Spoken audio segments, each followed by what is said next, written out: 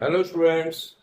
आज पुनः अपने नए वीडियो के साथ आपके सामने सबसे पहले जो हमारा ज्ञानी का महत्वपूर्ण पाठ नामकरण चल रहा है उस पर अपन चर्चा करेंगे।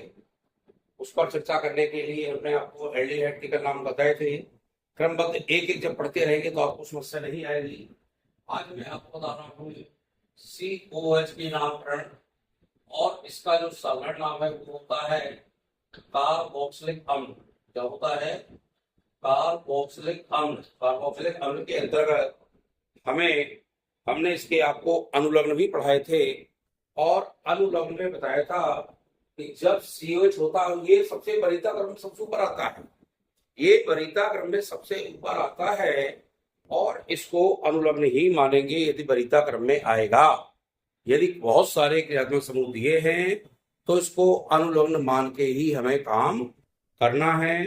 और अनुलग्न के रूप में मैं बताया था कि इसको जो एल्केन श्रेणी की अंत की ई हटाता है, ये एल्केन है, इसकी ई हटा के कोई एसिड जोड़ना है तो बन जाएगा एल्केनोइक अम्ल।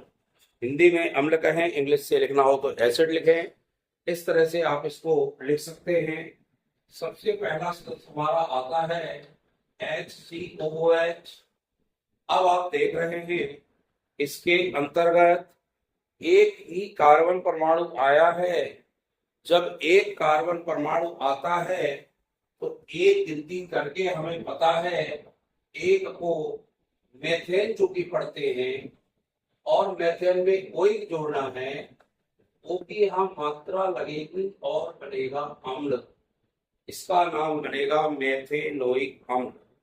यानी कार्बन की संख्या एक है तो मेथेन बनता है, और मेथेन की अंत की ई हटा करके ओइक एसिड जोड़ते हैं या ओइक अम्ल जोड़ते हैं तो इसका नाम मेथेनोइक अम्ल बन जाता है। कोई भी क्रम आ जाए, आपको कार्बन भर गिनना है। हमने कह दिया CH3COH, काउंटिंग करेंगे 1 2, और काउंटिंग का तो वही नियम है कि जिस ओर से क्रियात्मक समूह सबसे नजदीक होते हैं काउंटिंग हम वहीं से प्रारंभ करते हैं। जब इसको हमने सभी कार्बन गिन लिए हैं, इसमें कोई भी कार्बन ऐसा नहीं है जिसमें क्रियात्मक समूह के रूप में लगा हो, मूलक के रूप में लगा हो। इसमें मूलक तो कोई है नहीं। हमने दोनों कार्बन गिने हैं और एक में कोई अम्ल लगा है तो एथेन लिख करके 1 कोई अम्ल लिखेंगे। क्या लिखेंगे?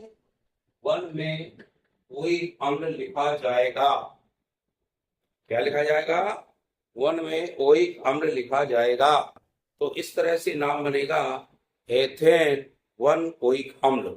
यह लिख सकते हैं 1 एथेनोइक, एक साथ है, एक ही है, तो हम ऐसा भी लिख सकते हैं एथेनोइक 1 एथेनोइक अम्ल।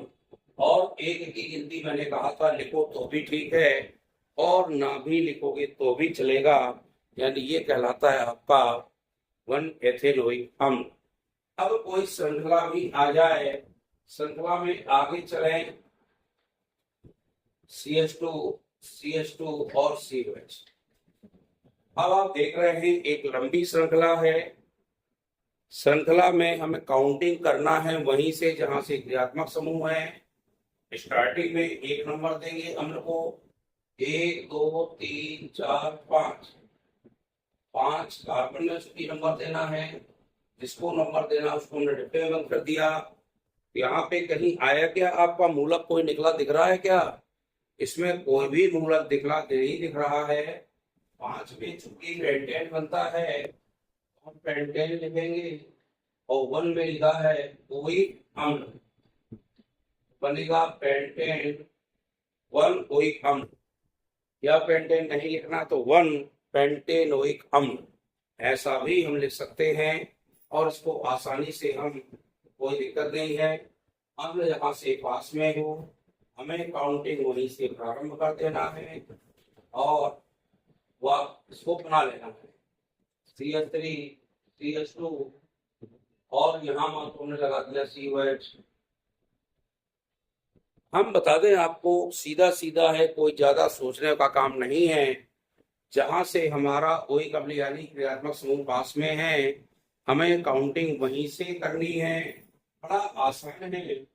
यहाँ से पढ़ते 1 2 3 4 5 6, इसको पढ़ते 6 को पढ़ते, एक ही नंबर पे है, लाइन एक है, इसलिए ये हमारा बनेगा क्या, एक श्रृंखला बन गई 1 से लगा के 6 तक की। और अब देखें मूलक कहाँ लगे हैं। एक तो ये लगा है CH3 3 नंबर पे, एक ये CH3 लगा है 5 नंबर पे।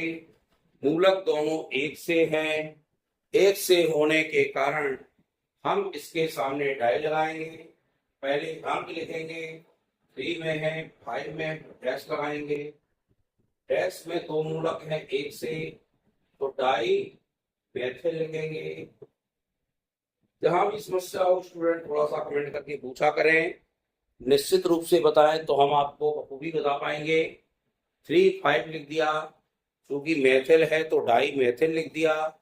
6 तक की श्रृंखला जाती है हेक्सेन में, तो हेक्सेन लिखेंगे।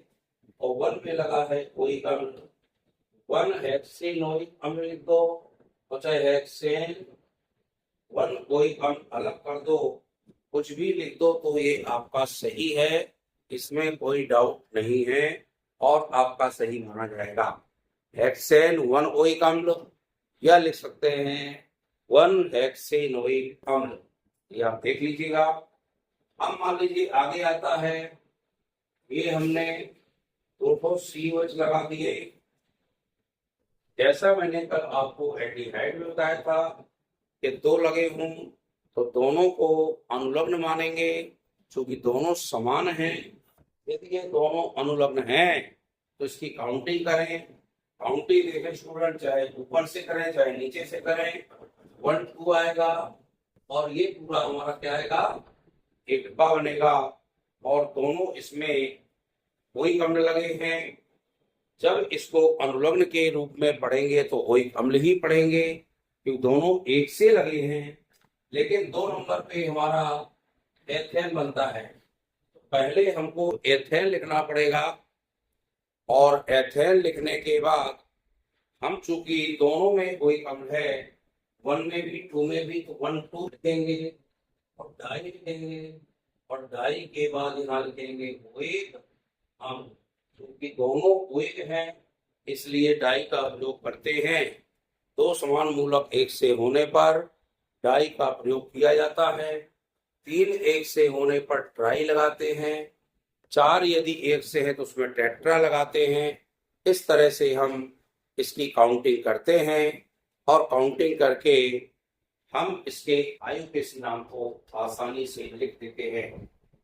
CH3 CH2 CH3 COOH CH2 CH3 और COOH। अब इसमें देख रहे हैं 2 क्रियात्मक समूह एक साथ लगे हैं, तो दोनों क्रियात्मक समूहों को हमें कोई अम्ल मानना पड़ेगा और लंबी श्रृंखला का चयन करना पड़ेगा। लंबी श्रृंखला का चयन करेंगे, यहां से करें 1 2 3 4 5 6, ये हमारी लंबी श्रृंखला का चयन होगा।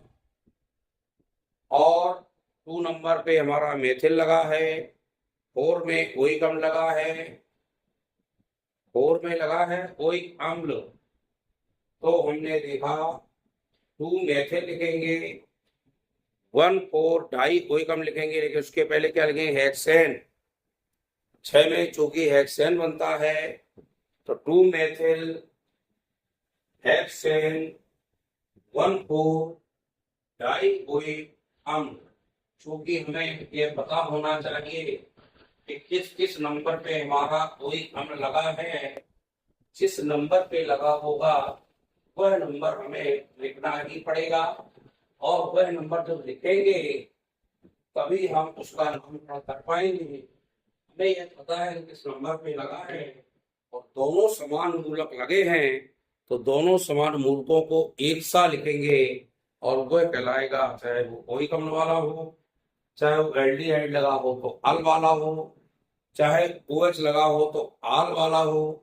यानी ये हमको ध्यान रखना है, हमें काउंटिंग वहीं से करना है जहां से क्रियात्मक समूह हमारा पास में लगा होगा। काउंटिंग करने के बाद आपको उसके नामकरण बनाना है। देखिए मैंने आपको alkene, alkane, alkyne, alcohol, aldehyde और कार्बोक्सिलिक अम्ल के नामकरण बता दिए हैं।